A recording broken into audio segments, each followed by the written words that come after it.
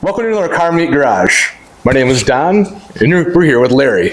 Larry! And we're in his shop, Street Driven Performance, and this is the home of Mopar. He does everything Mopar. That's how I've always known Larry. Larry is Mopar stuff. So welcome to our little sit down, sir. Hey, thanks for having me. I really appreciate it. Sorry. No. So sorry to interrupt. No, I was just kind of going to get started about so how did you get started? I think, it started in cars. Everybody has the same exact story. My dad had Chevelle, Innova, Camaros, things like that. And, that just sparked my interest at a young age. And it went from there out of control to a career. And, now here I am. Yeah. Yeah. So how did you get in the route of Mopar? After I got out of the Army, I knew I was going to be a technician. I was going to school for it. And I just applied to a bunch of dealerships for an apprenticeship program. Dodge happened to pick me up. So that was my only interest. Before that, I was Chevy. So I just started working on Dodges, and, before I knew it, I started to like them. This is kind of nice, that's kind of nice. And, when I started Street Driven, I was doing LS stuff, mostly G8s and stuff like that. And it morphed when I got my Scat Pack.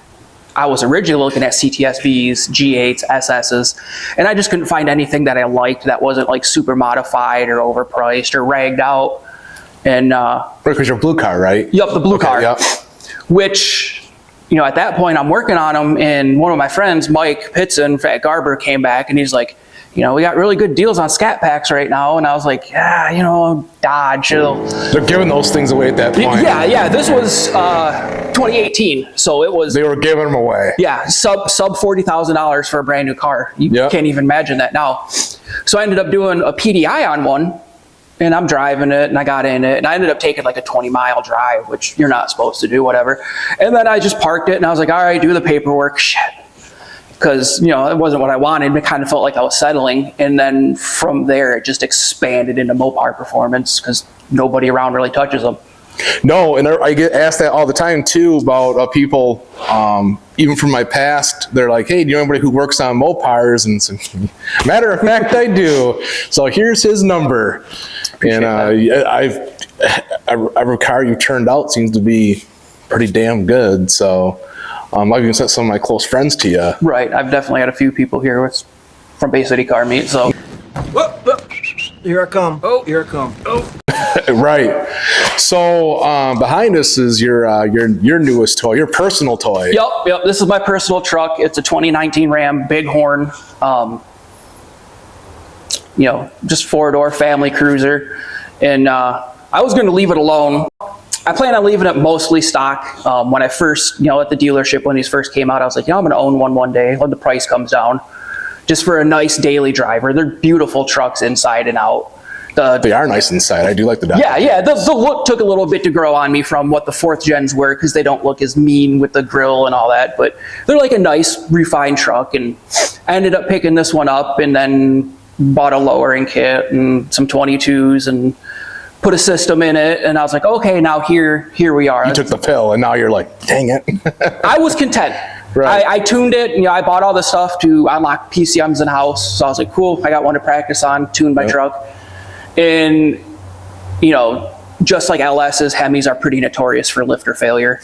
And I could hear it starting to go on cold start. You hear a little bit of ticking, and it's like, fuck, okay, here we go. It's the DOD stuff, right? Yup. Okay, yeah. It's time to start looking in to delete it and put a cam in it. And I was, hem-hawing and didn't really know what way I wanted to go. It's like, it's not supposed to be a race truck. It's not supposed to be anything fast.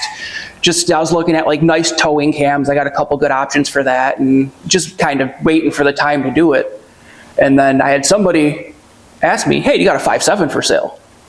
And I started thinking, I looked around, it's like, well, I got a 6.4 block sitting here, 6.4 heads, needs a little bit of work. So ended up putting some 4032 Molly pistons in it, stock rods, but they're forged pistons, so it should be good for about 750 now.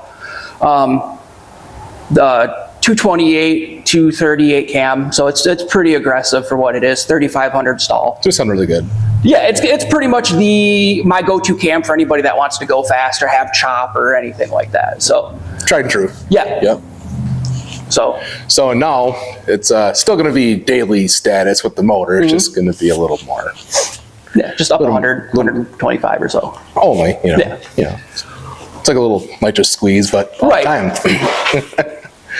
So you also have your Durango too, right? Yeah, the Durango I was dailying after I sold my Scat Pack for years. I think I've had that thing for 6 years now. It's been the most reliable piece of junk I've ever owned. Never left me stranded, never had issues. I think I had to put a fuel pump in it, and that was about it, you know, and that's at 200,000 miles now. That's a good daily. Yep. And, you know, unfortunately, it just hit the point to where, you know, early 2000 Dodge, it was just starting to rot so bad underneath. It looked okay from a distance, but when you got underneath, the body mounts were starting to go. And it's a 1010 car. Yeah, 710. You know, you can start to see some bubbles and stuff. And I was like, man, I can't be driving my kid around in this thing, because if we get in an accident, it's gonna fold. Yeah, it's just gonna crumble to rust. So that's why I ended up getting the truck. Now my plans for the Durango, I'm gonna take the lowering kit off it and just jack it up and put some tires on it and thrash it. So sounds like a ton of fun. Yeah, so I'll be trail ride ready, hopefully. Nice. So since we're in a shop surrounded by customer vehicles, in your time open, what is your favorite build you've done? You don't have to drop customer name or anything, but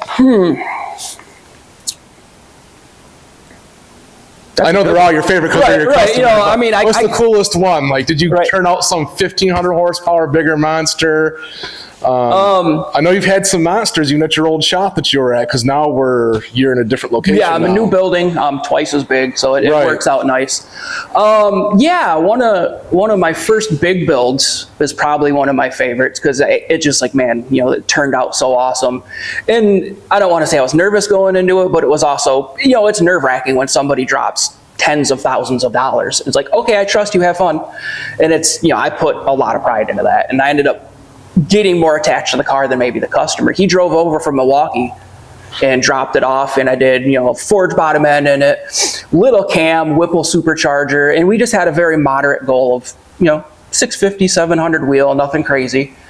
And he picked it up and he drove it for the summer and put 15,000 miles on it, probably had it down to Texas 2K, all over the place. Then came back and he's like, all right, I want some more. What are we going to do? So he brought it back at that point, and we pulleyed it down and put some long tubes on it, because it was stock exhaust when it first left. It could pass emissions. It was a daily driver, quiet as could be. You couldn't hear the cam. So we ended up putting long tubes on it and a cat back just to get rid of the restrictive factory exhaust for the boost we were pushing. It ended up being like 21 PSI. With some air. Yeah. And then we did an interkiller chit on it at the same time. So, you know, keep the IATs down, and switch it over to E85. And at that point, it was probably about 950.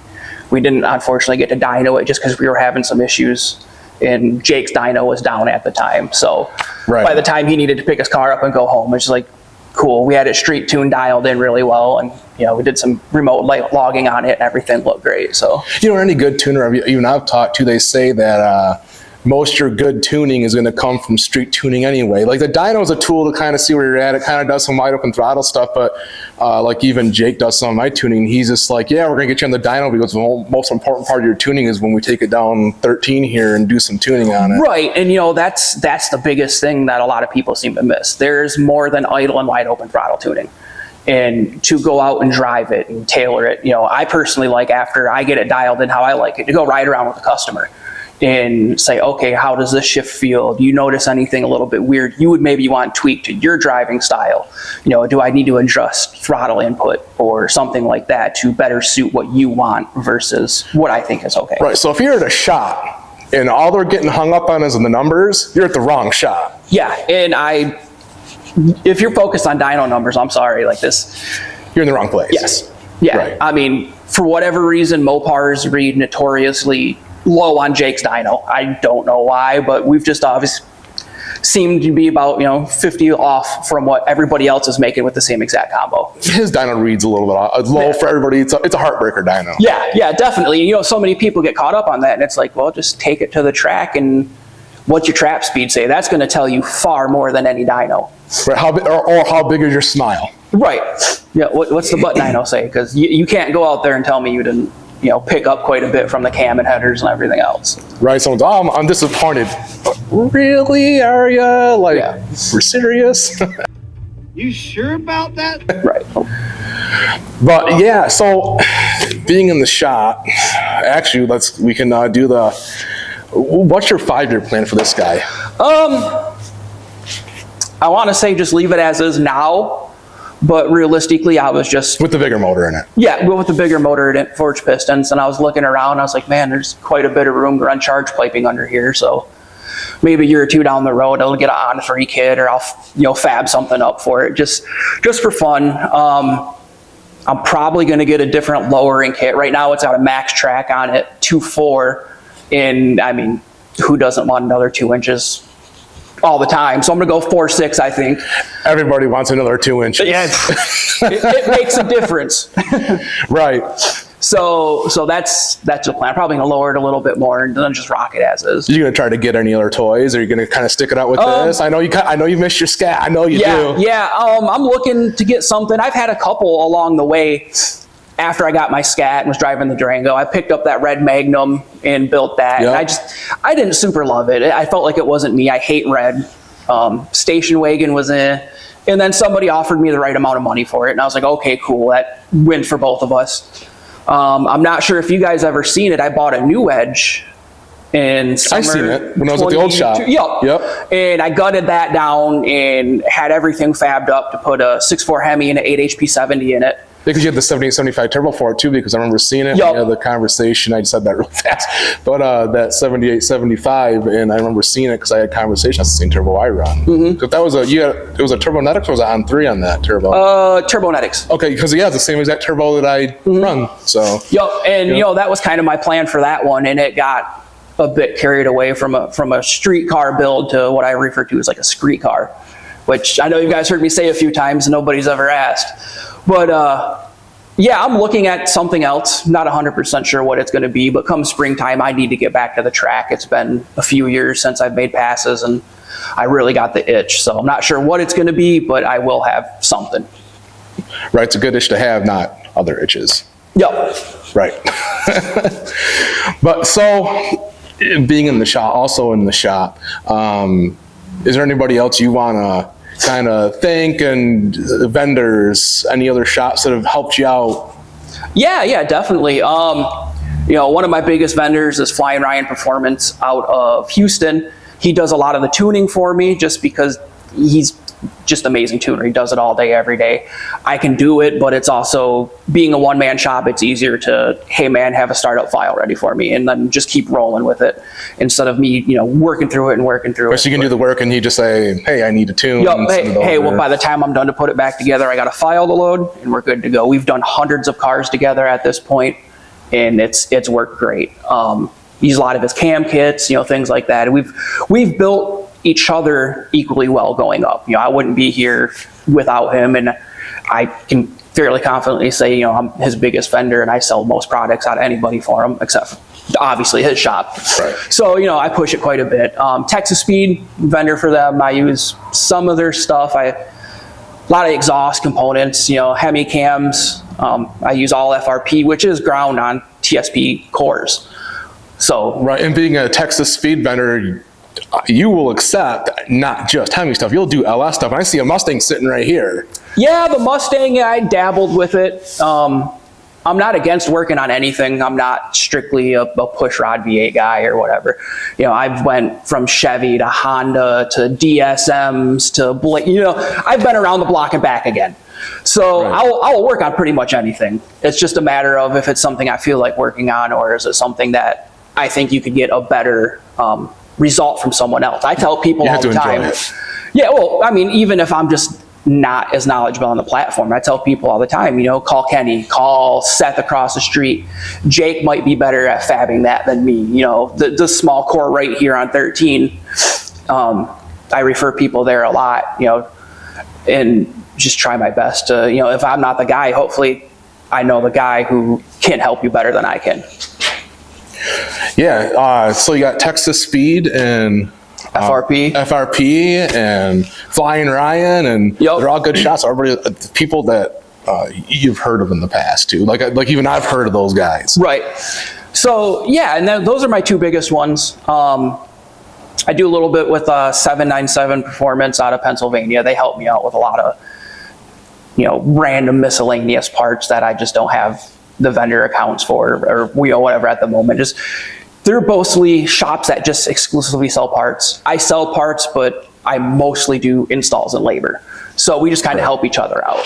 That's the hard one to find, because anybody can be a vendor. It's not taking away from anybody who's just a vendor, but if you can walk the walk and talk the talk. Right, and there's so many vendors out there that they drop ship everything, which, I mean, everybody drop ships. It's no big deal, but it's hard to find people with stock. If I call FRP right now, there's probably 80 cams on the shelf. What do you need? I got it. Same thing with 797. You need a set of headers for this? Yeah, it's on the shelf. You need a catback. You need it's all sitting there. There's no place an order and wait for tracking from, whatever X brand company waiting for a boat to come in from China. Right. So is there any socials, obviously you got one for the shop and for your own personal, because you do build some pretty cool stuff that you want to share in your socials? Street Driven Performance on Facebook, and then street_driven_performance on IG. Admittedly, I'm horrible with socials. I stay so busy. Like, I post a lot of stuff on my personal page, but as far as keeping up with the business end, you got to be consistent. I'm just typically not that. Yeah, and even on my socials, I'm not even in the business of staying whatever, and it's not even a huge deal. It's just, we're adults, right? Right. And mostly on your personal stuff, you're at the shop again until 2:00 in the morning, and you have a kid, and you gotta go home and see your kid too. So, yeah. Yep. So I want to have a life outside of that. But sir, I want to thank you for having us in the shop. Yeah, no problem. Thank you. Beautiful interview. All right, guys, tune in for the next one.